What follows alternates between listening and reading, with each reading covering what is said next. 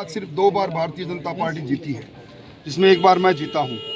अब डोटासरा जी के बयान और अब तर्कस के तीर तब चलेंगे जब धरती पर खंदक की लड़ाई होगी।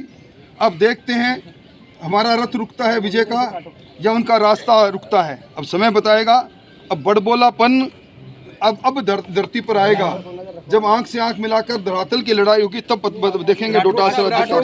अशोक गहलोत ओएसडी जो है लोकेश शर्मा, वो आज सचिन पायलट के आवास पे पहुंचे और बातचीत की, काफी देर उनकी बातचीत। देखिए अब कांग्रेस की बिचारी कांग्रेस की हालत देखिए।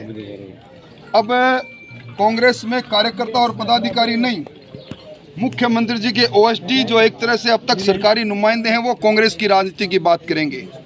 ये डिजाइन बॉक्स की ने चलाई जो सरकार पिछले 4 महीनों से, अब उस सरकार की असलियत भी सामने आ गई।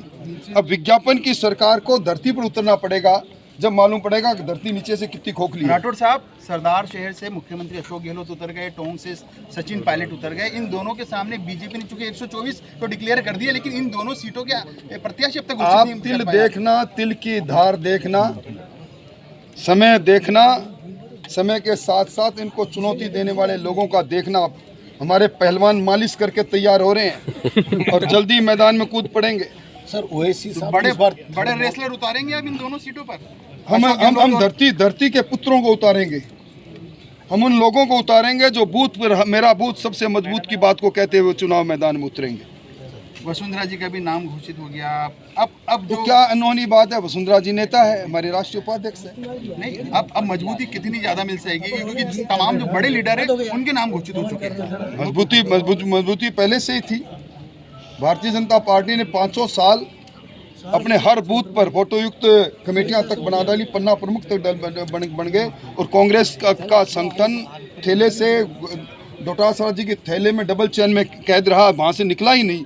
एक बार निकला और जंबो जेट की तरह कुछ सचिव बनाए और वो फिर बैक टू द पवेलियन जब आरोप लगे तो वापस आ गए। राठौड़ साहब, पहली सीट मंत्रियों को पहली सूची में जगह नहीं मिल पाई।